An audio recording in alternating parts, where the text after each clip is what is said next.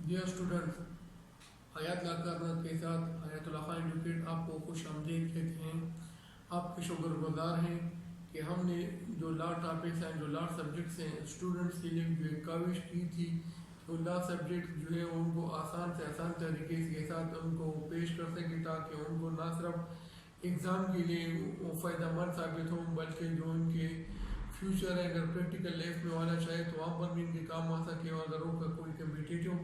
Exam में बैठना चाहते हैं तो उनके लिए भी जो ये वीडियोज़ हैं इनके लिए कारगर साबित हो। तो शुक्रगुजार हैं अल्लाह पाक के और आपके कि हमारी वीडियोज़ को जो है वो काफ़ी पजीराई हासिल हो रही है। अब तक हम 6 वीडियोज़ जो है वो जो section of right transfer of property के इंट्रोडक्शन से लेके सेक्शन 39 तक जो है आपकी खिदमत में पेश कर चुके हैं, और आपकी जो पजीराई है वही हमारे लिए हिम्मत अफजा है, और आपकी पजीराई है जो हमें इनकरेज करती है कि हम इस जो सिलसिला हमने जो शुरू किया है इसको कंटिन्यू रखें। डियर स्टूडेंट्स, आज का जो हमारा सेक्शन ऑफ लॉ है ये ट्रांसफर ऑफ प्रॉपर्टी एक्ट का, वो है सेक्शन 40। सेक्शन 40 थोड़ा सा कॉम्प्लिकेटेड है, लेकिन इतना भी नहीं है कि आप परेशान हो जाएं। अब मैं इसको कोशिश करूंगा कि बहुत आसान तरीके से जो है आपको मैं इलस्ट्रेशन के जरिए जो है आपको पेश कर सकूं और आपको समझ आ सके। सेक्शन ऑफ लॉ को रीड करने से पहले मैं आपको ये थोड़ी सी वजाहत कर दूं कि जो सेक्शन ऑफ लॉ है, सेक्शन 40 है of the transfer of property act, ये उन कंडीशन को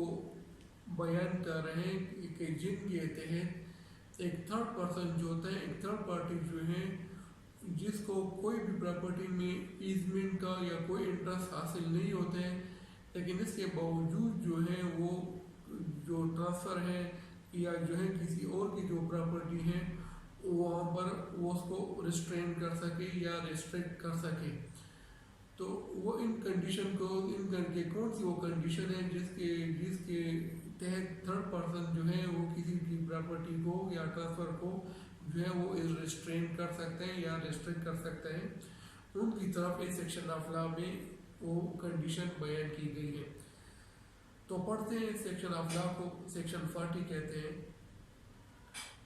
burden of obligation imposing restriction on use of land. इन्हें कौन सी ऑब्लिगेशंस की बर्डन है जिनके तहत जो है वो प्रॉपर्टी के यूज़ पर जो है वो रिस्ट्रिक्शन इम्पोज की जा सकती है। पढ़ते हैं इसको student. Where for the more beneficial enjoyment of his own immovable property,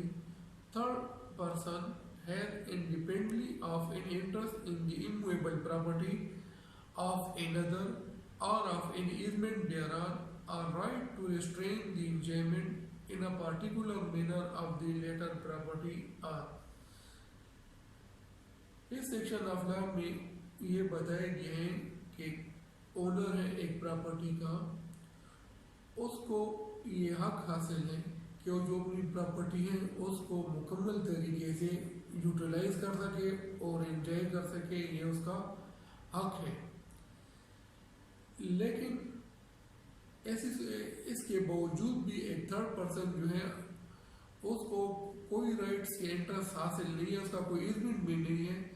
लेकिन फिर भी उसको ये राइट्स हासिल हो सकता है। ये राइट हासिल होते हैं कि जो प्रॉपर्टी है उसको किसी न किसी तरीके से एक ख़ास जिस तरह का गया है कि एक पार्टिकुलर मैनर के ज़रिए उसको रोक सके। मिसाल के तौर पर हम इसको थोड़ा सा इलस्ट्रेशन के ज़रिए वाज़ेह करेंगे ताकि आपको समझने में आसानी हो जाए।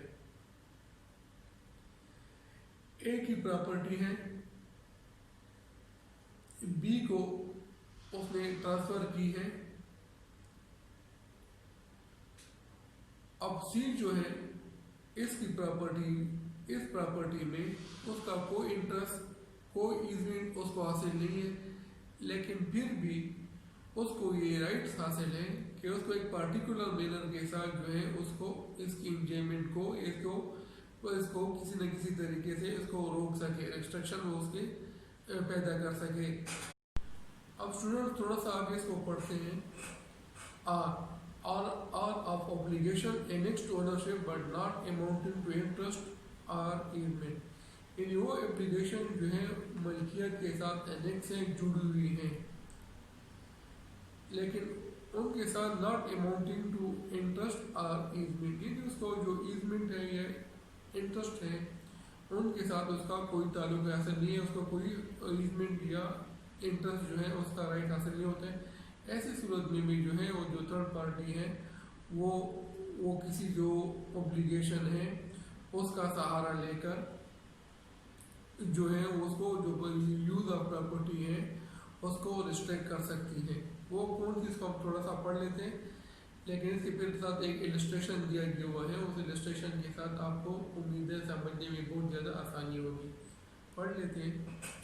और of obligation annex to ownership but not amounting to interest or easement, जिस तरह मैंने पैसे कहा है कि उसको इंटरेस्ट या ईजमेंट के साथ वो नहीं है। Where a third person is entitled to the benefit of an obligation arising out of contract and annexed to the ownership of immovable property, but not amounting to an interest thereon or easement thereon, such right or obligation in your rights या obligation जिसका हम पे ऊपर उसका जिक्र कर रहे हैं, such right or obligation may be enforced against a transferee with notice thereof or of gratuitous transferee of the property effected thereby, but not against a transferee for consideration and without notice of the right or obligation, nor against such property in his name.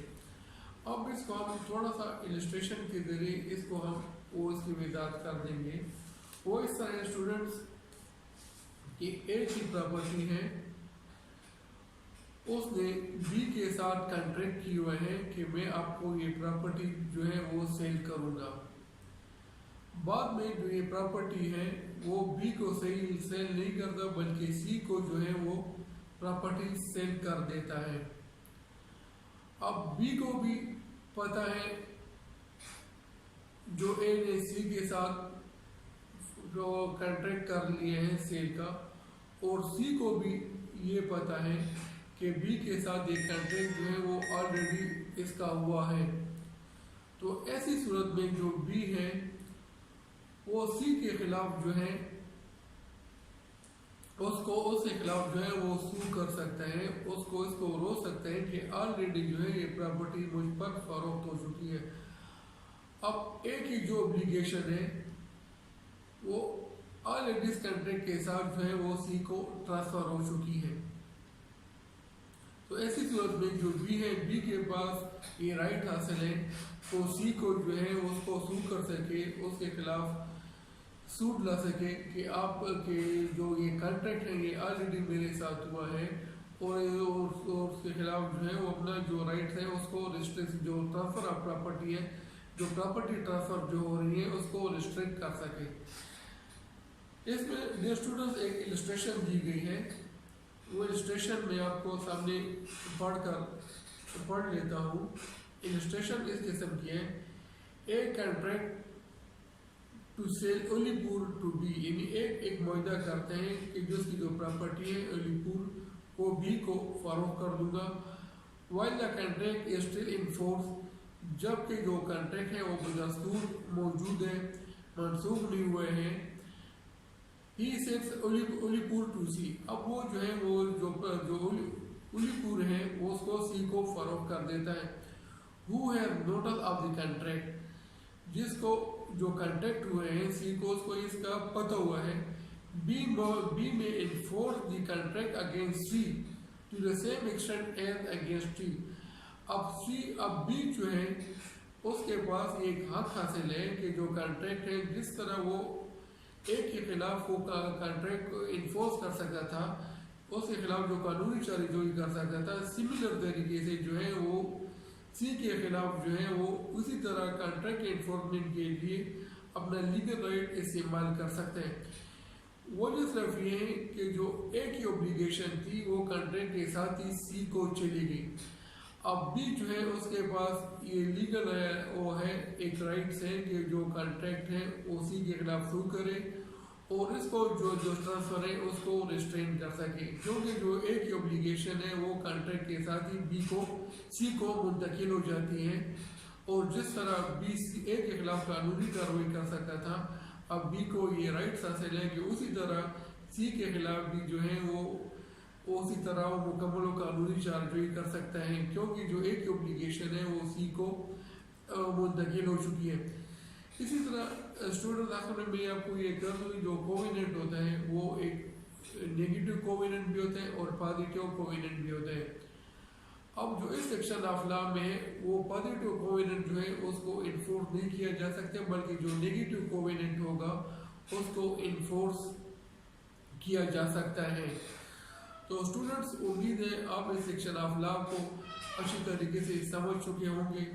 Simple سا section of law ہے، اگرچہ پڑھنے میں اور اس میں بہت مشکل نظر آتے ہیں، کمپلیکیٹڈ نظر آتا ہے، لیکن السٹریشن کے ذریعے آپ کو یہ سمجھنے میں آسانی ہو چکی ہوگی، آپ بآسانی سمجھ ہو سکو گے کہ وہ کون سی کنڈیشن ہے جس کے تحت ایک تھرڈ پرسن جو ہے اس کو یہ رائٹ حاصل ہو جاتا ہے کہ وہ کسی کی پراپرٹی جو کہ کسی کی جو پراپرٹی ہے جس میں اس کو کوئی ایزی رائٹ حاصل نہیں ہے، کوئی انٹرسٹ حاصل نہیں ہے، لیکن اس کے باوجود جو ہے اس کو ریسٹرکٹ کر سکے۔ یہ سیکشن آف لا، یہ سیکشن 14 میں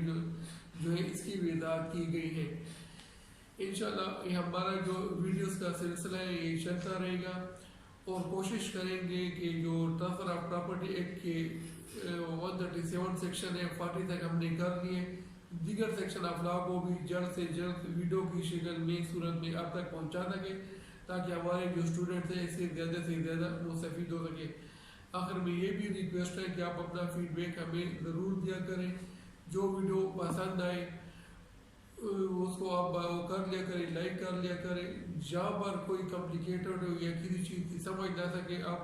کمنٹس میں اس کو اپنا مینشن کر دیا کریں، اور ساتھ جو ہمارا یوٹیوب جو چینل ہے اس کو بھی آپ سبسکرائب کر دیا کریں اور شیئر بھی کر دیا کریں، تاکہ ہم نے جو علم کا ایک سفر شروع کیا ہے اسے زیادہ لوگ اسٹوڈنٹ جو ہے وہ مستفید ہو سکے۔ آپ کی فیڈ بیک کے انتظار کے ساتھ اللہ حافظ۔